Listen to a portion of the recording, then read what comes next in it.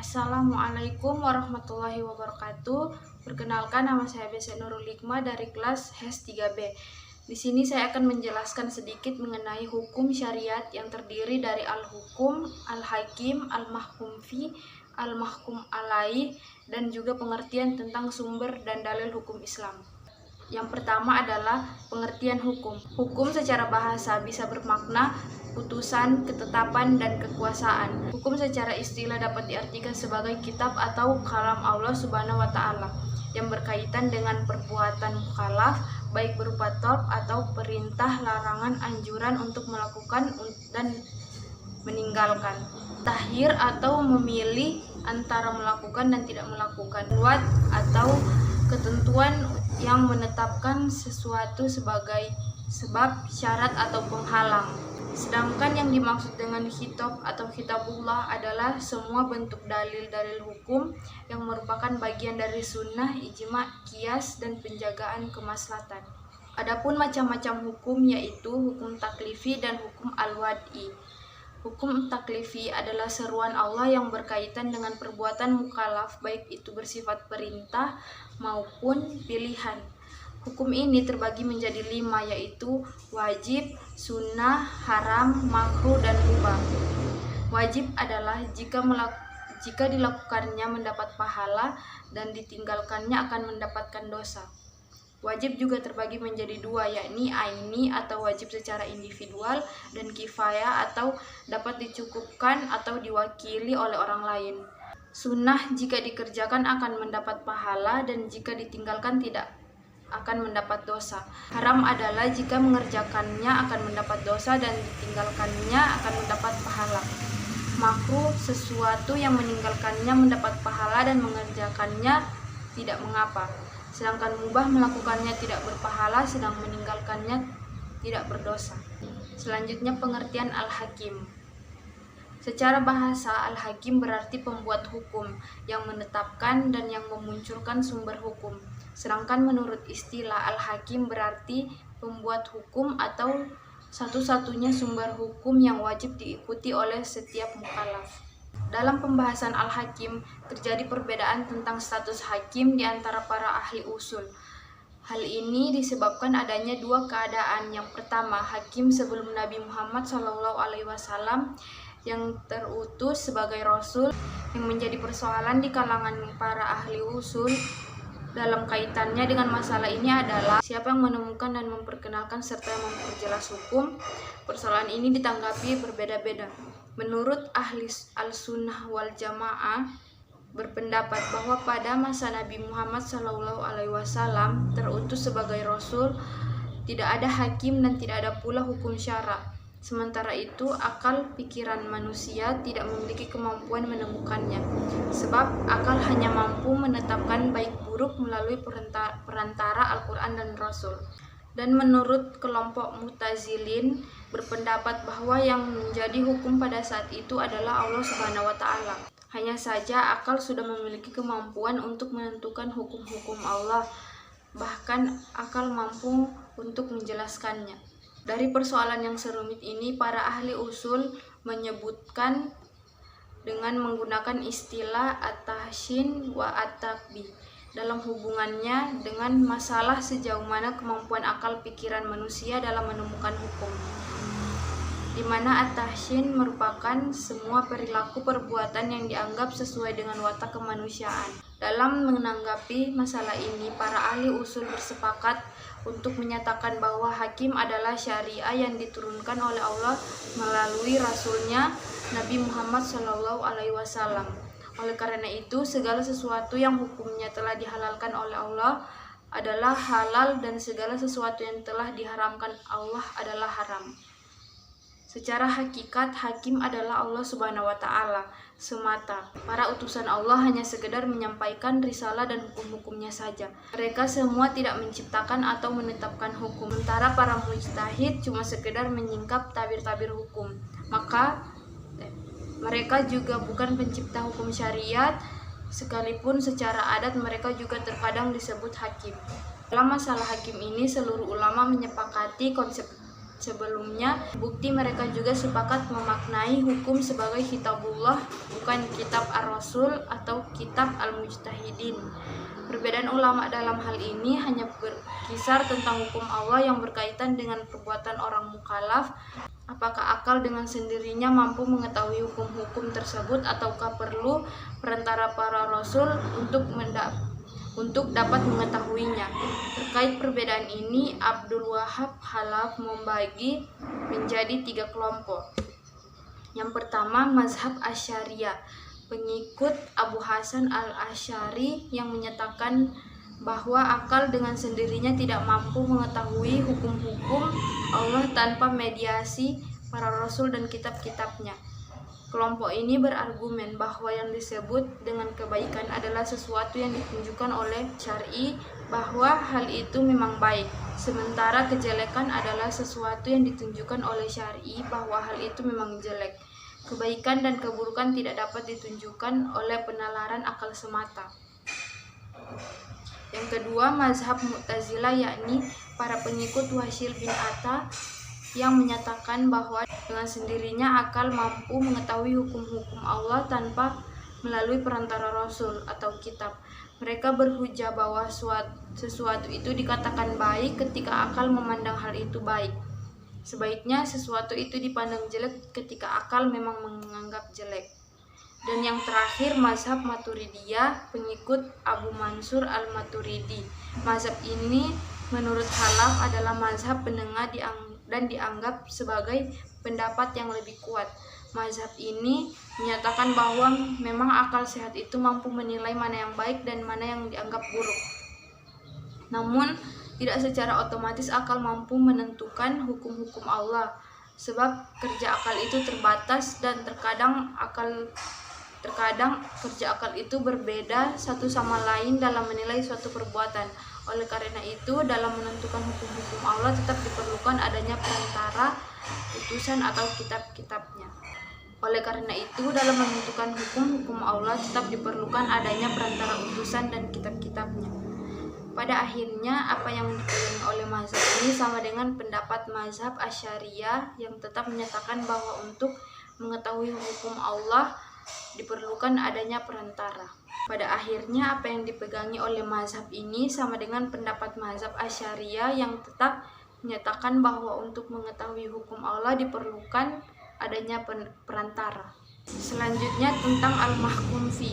Yang dimaksud dengan al-mahkum fi adalah perbuatan seorang mukhalaf yang berkaitan dengan taklif atau pembebanan.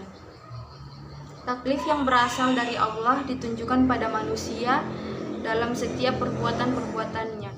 Tujuan dari taklif ini tidak lain adalah sebagai bentuk uji coba ibtilah dari Allah kepada para hambanya, supaya dapat diketahui mana hamba yang benar-benar taat dan mana hamba yang maksiat kepadanya. Dan demikian, sebuah taklif akan selalu berkaitan erat dengan perbuatan mukhalaf, dan perbuatan inilah yang disebut dengan mahkum alaih. Dari sini terlihat jelas bahwa setiap bentuk taklif adalah perbuatan. Ketika taklif itu berupa taklif ijab atau naf, maka hukum tersebut akan terlaksana dengan adanya sebuah tindakan atau perbuatan. Dan jika taklif itu berupa karaha atau haram, maka hukum tersebut akan terlaksana pula dengan adanya tindakan atau perbuatan meninggalkan. Jadi tindakan pencegahan atau meninggalkan sesuatu itu dianggap sebagai fi'lun atau perbuatan.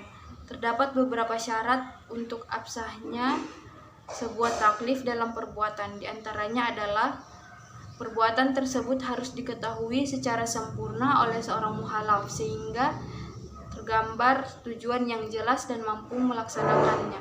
Yang kedua, perbuatan itu diketahui berasal dari zat yang mempunyai kewenangan untuk memberikan taklif, sebab dengan pengetahuan ini seseorang akan mampu mengarahkan kehendak untuk melaksanakannya. Yang perlu diperhatikan dalam masalah ini adalah mengenai pengetahuan. Pengetahuan yang dimaksud adalah imkan al-ilm, kemungkinan untuk mengetahui, bukan pengetahuan secara praktis. Artinya ketika seseorang itu telah mencapai taraf berakal dan mampu memahami hukum-hukum syar'i dengan sendiri atau dengan cara bertanya pada ahlinya, maka ia telah dianggap sebagai orang yang mengetahui apa yang ditaklifkan kepadanya. Dan yang terakhir, perbuatan tersebut harus bersifat mungkin untuk dilaksanakan atau ditinggalkan. Mayoritas ulama menyatakan bahwa taklif itu tidak sah jika berupa perbuatan yang mustahil untuk dikerjakan, seperti mengharuskan untuk melaksanakan dua hal yang saling bertentangan, mewajibkan dan melarang dalam satu waktu. Meski demikian, ternyata masih ada sekelompok ulama yang memperbolehkan taklif pada perbuatan yang mustahil. Pendapat ini dipegangi oleh ulama-ulama dari kalangan Asy'ariyah. Mereka mengajukan hujah andaikan taklif terhadap hal yang mustahil itu tidak al-madaris diperbolehkan, maka tidak akan pernah terjadi. Selanjutnya saya akan membahas tentang al-mahkum alaihi. Al-mahkum alaihi adalah seorang mukhalaf yang perbuatannya itu berkaitan dengan hukum dari syar'i. Perbuatan seorang mukhalaf bisa dianggap sebagai perbuatan hukum yang sah apabila mukhalaf tersebut memenuhi dua persyaratan, yaitu mukhalaf tersebut harus mampu memahami dalil taklif, artinya ia mampu memahami nas perundangan yang ada dalam Al-Quran maupun As-Sunnah dengan kemampuannya sendiri atau melalui perantara. Hal ini penting sebab seseorang yang tidak mampu memahami dalil atau petunjuk taklif, maka ia tidak mungkin melaksanakan apa yang telah ditaklifkan kepadanya. Kemampuan untuk memahami dalil taklif hanya bisa terrealisasi dengan akal dan adanya nas-nas taklif. Akal adalah perangkat untuk memahami dan merupakan penggerak untuk bertindak. Sifat dasar akal ini abstrak, tidak bisa ditemukan oleh indera zahir. Oleh karenanya syar'i mengimbangi dengan memberikan beban hukum taklif dengan sesuatu yang real, yang bisa diketahui oleh indera luar, yaitu taraf balik. Pada saat balik inilah seseorang dianggap mampu untuk memahami petunjuk-petunjuk taklif.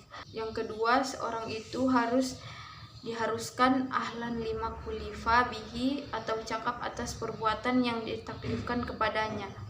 Secara bahasa, ahlan bermakna syalahiyah atau kecakapan, sementara kecakapan itu sendiri akan bisa terwujud dengan akal. Terkait dengan hal ini, Al-Amidi sebagaimana dikutip oleh Az-Zuhaili mengatakan bahwa para cendekiawan muslim sepakat bahwa syarat untuk bisa disebut seorang mukhalaf adalah berakal dan paham terhadap apa yang ditaklifkan. Sebab taklif adalah kitab dan kitabnya. Orang yang tidak berakal adalah mustahil, layaknya batu, padat, dan hewan. Ulama usul membagi jenis kecakapan ini menjadi dua bagian, yaitu yang pertama ahliyah al-wujub, yaitu kecakapan manusia untuk menerima hak dan kewajiban.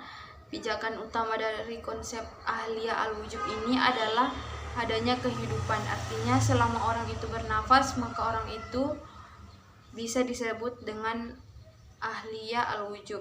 Kedua, ahliyah al-ada, yaitu kecakapan seseorang untuk bertindak, artinya tindakan orang tersebut baik berupa perbuatan maupun ucapan secara syariah telah dianggap absah mutabaran syar'an. Terkait dengan konsep ini, manusia terbagi menjadi tiga jenis klasifikasi, yaitu yang pertama, seseorang tidak mempunyai kecakapan bertindak sama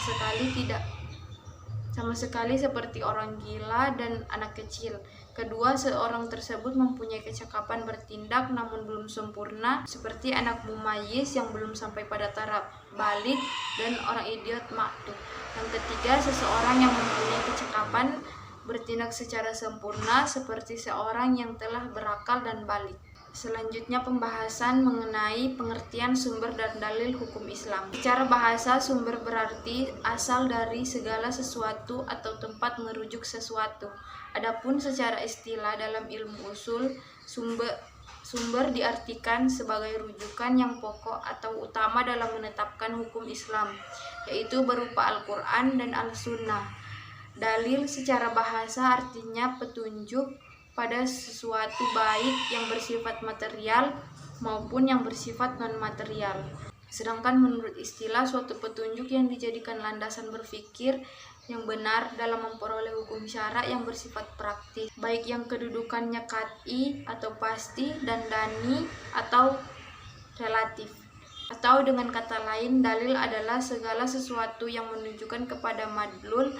Madlul itu adalah hukum cara yang amalia dari dalil. Untuk sampai kepada madlul memerlukan pemahaman atau tanda penunjuknya. Dalil juga terbagi menjadi beberapa bagian. Yang pertama, dalil yang ditinjau dari segi asalnya. Dalil ini ada dua macam, yakni dalil nakli dan dalil akli. Dalil nakli yaitu dalil-dalil yang berasal dari nas langsung, yaitu Al-Quran dan Al-Sunnah. Sedangkan dalil akli yaitu dalil-dalil yang berasal bukan dari nas langsung, akan tetapi dengan menggunakan akal pikiran, yaitu ijtihad. Selanjutnya, dalil yang ditinjau dari ruang lingkupnya. Dalil ini terdapat dua macam, yaitu dalil kulli dan dalil juz'i. Dalil kulli yaitu dalil yang mencakup banyak satuan hukum. Dalil ini ada kalanya berupa ayat Al-Quran dan berupa hadis, juga berupa kaidah-kaidah kulli. Kemudian dalil juz'i atau tafsili yaitu dalil yang menunjukkan suatu persoalan atau suatu hukum tertentu. Selanjutnya, dalil yang ditinjau dari kekuatannya ada dua, yaitu dalil qat'i dan dalil dani. Dalil qat'i ini terbagi menjadi dua macam. Yang pertama, dalil qat'i al-wurud, yaitu dalil yang meyakini bahwa datangnya dari Allah dan Al-Quran atau dari Rasulullah, hadis atau hadis mutawatir. Yang kedua, dalil qat'i dalalah, yaitu dalil yang kata-katanya atau ungkapan kata-katanya menunjukkan arti dan maksud tertentu dengan tegas dan jelas. Selanjutnya, dalil dani. Dalil dani terbagi menjadi dua macam, yaitu dalil dani al-wurud dan dalil dani al-dalalah. Dalil dani al-wurud yaitu dalil yang memberi kesan yang kuat atau sangkaan yang kuat bahwa datangnya dari Nabi Shallallahu Alaihi Wasallam. Kedua, dalil dani al-dalalah yaitu dalil yang kata-katanya atau ungkapan kata-katanya memberi kemungkinan arti dan maksud lebih dari satu, tidak menunjukkan kepada satu arti dan maksud tertentu. Dari pengertian dalil yang diungkapkan sebelumnya, maka dapat dikatakan bahwa Al-Quran dan Al-Sunnah juga disebut sebagai dalil hukum, samping sebagai sumber hukum Islam. Sekian dari saya, mohon maaf jika ada kesalahan dalam membawakan materi ini, dan terima kasih sudah menonton. Wassalamualaikum warahmatullahi wabarakatuh.